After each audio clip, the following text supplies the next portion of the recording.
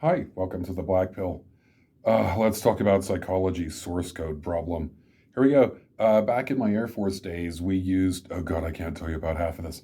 We used a specialized software package, and I probably shouldn't tell you the name of it or what it was for because it probably is still classified, at least confidential, if not secret, despite the fact that anything you wanted to know about it, you could have read in Jane's Defense Quarterly in 1995. Anyway, what I want you to know is that this software package was custom built by contractors in like the early 1980s and maintained and modified through at least the late 1990s.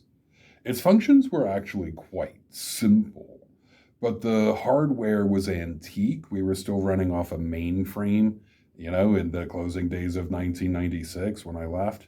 And we had these blast proof terminals, EMP proof. They were called the 3278 and the 3279 because they were manufactured in 1978 and 1979. And uh, they used vacuum tubes instead of transistors. If one broke, it could not be repaired because there were neither the parts nor the technical knowledge to repair them. And so if one stopped working, right, the contractors would come up and it takes two of you to lift it and put it on a dolly and then roll it out and roll another one in a little while later, just swap the whole thing out.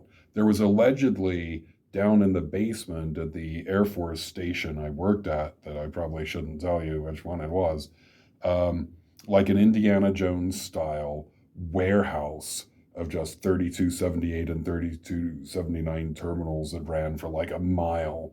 You'd go down there and take the next one off. There's a limited number, right? And eventually they were going to use up the last terminal. And then, I'd ask, what do we do after that? And they're like,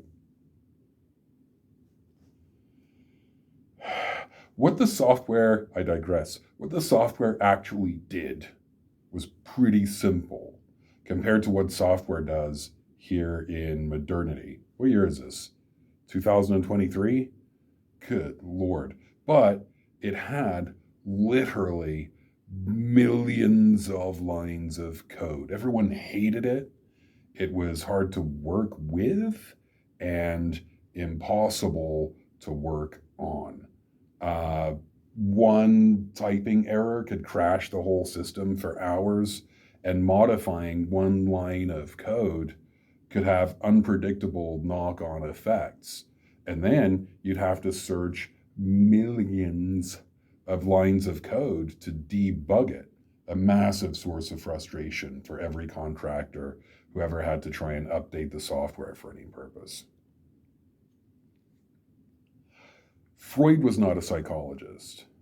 He wanted to be a neurologist, but Austrian 19th century anti-Semitism kept him out of that line of work. Despite his studies in the subject, he invented talk therapy because that's all he could do in his office with no equipment and no support. He wasn't a scientist. No one was a scientist. There weren't any scientists. Science as we conceive of it in 2023 didn't. There were the precursors, but science was not a thing. He was a natural philosopher. That means, in brief, that he had speculations rather than theories. A theory in modernity is an explanatory framework that results in one or more falsifiable, testable hypotheses. And the theories that we retain are the ones that withstand multiple attempts to disprove those hypotheses. Freud didn't do any of that. He couldn't do any of that. He had ideas about mental structures and processes, none of which lead to hypotheses we could test in controlled conditions.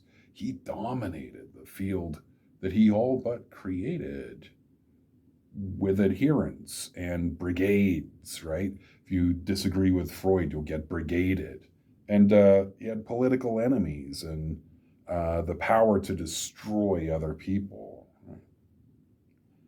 Freud didn't have to cite peer-reviewed research. He didn't have to show his data. There were no double-blind clinical studies. Indeed, there was no method at all to speak of. There was methodology, which was dubious. I can't just make stuff up.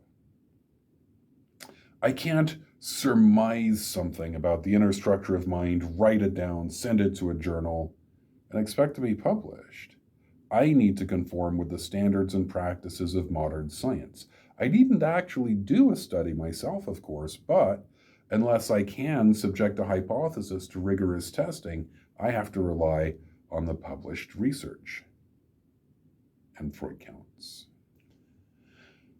There were more psychological theorists than Freud and Jung, of course. From early on, there were movements to ground psychology in empirical observation, the way that chemists and physicists ground their science in empirical observation, but much of the time, an allegedly scientific article cites a journal that cites a journal that cites a journal that cites Freud.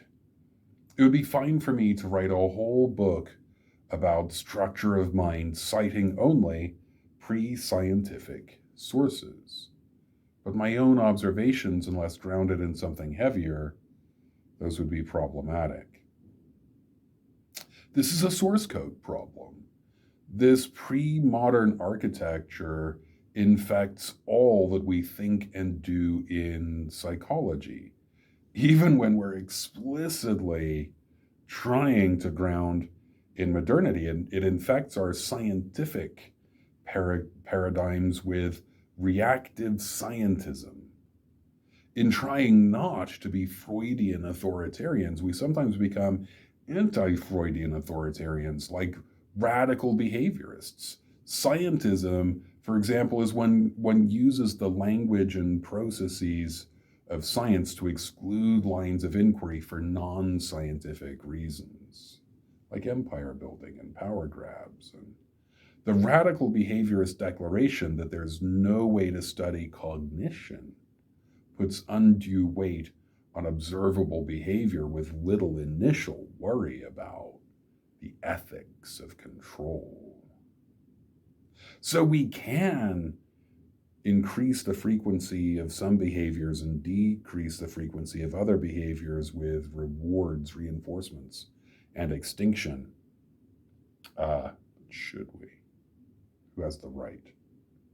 I love picking on Freud, of course. I mean, it's a hobby. It's a hobby. But lots of men, yes, I said men, are at the start of lots of trailheads that seem otherwise scientific. William James wrote before there were subfields of psychology. Existentialism and neuropsychology both cite his early 20th century works and sometimes claim him as founder, or worse, father, despite these schools being as far apart philosophically and epistemologically as is really possible to be.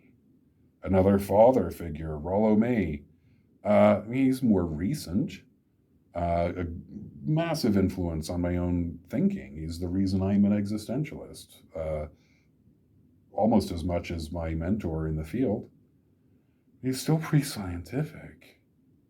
In providing the seed for American existential psychology, a practical kind of existentialism compared to the woolier, more obscurantist European stuff, May specifically endorses Freud. How could he not? He and almost all psychotherapists were psychoanalysts, Freudian trained and Freudian supervised. We've developed a new canon since then. Irv Yalom in the 80s was much better about grounding theory in data, that he later abandoned at existential psychology for his own brand of interpersonalism, and it seems to be for branding reasons. That's of little ultimate consequence. Tom Pazinski, Jeff Greenberg, and Sander Kuhl gathered a ton of experimental evidence in support of Becker's theory of existential terror, which became terror management theory, super important in modern existential circles, but there remains a whole industry of appealing to fans of the dead men who wrote about psychology in prehistory, then used politics and position to build empires.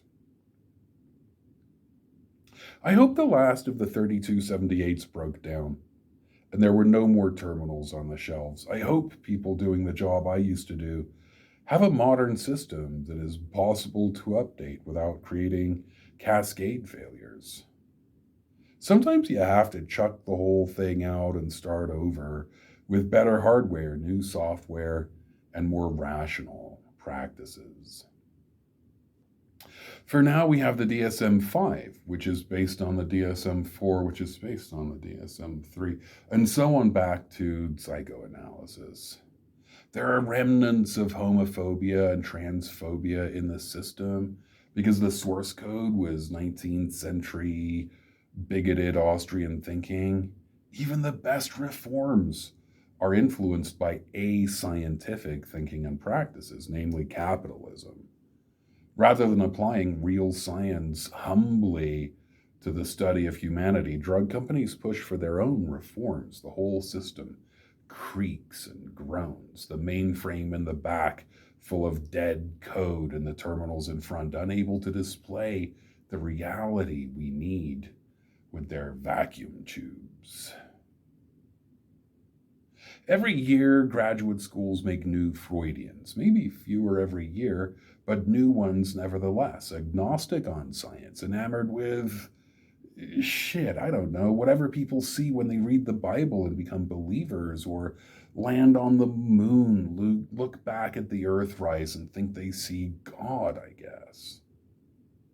We sell a lot of DSMs, but I'm not sure we understand each other any better along the way. I teach a lot of intro psych. Every 101 book claims psychology as a science. Well, some of it is relatively scientific, and most of it aspires to science, and Freud called himself a scientist, but obviously wasn't. If, I realize the word if is doing a lot of really heavy lifting here. If we want psychology to be a science, then we have to dump all the pre-scientific thinkers into history and philosophy class. The start of the chain of evidence has to be hypotheses that have withstood scrutiny in the form of testing.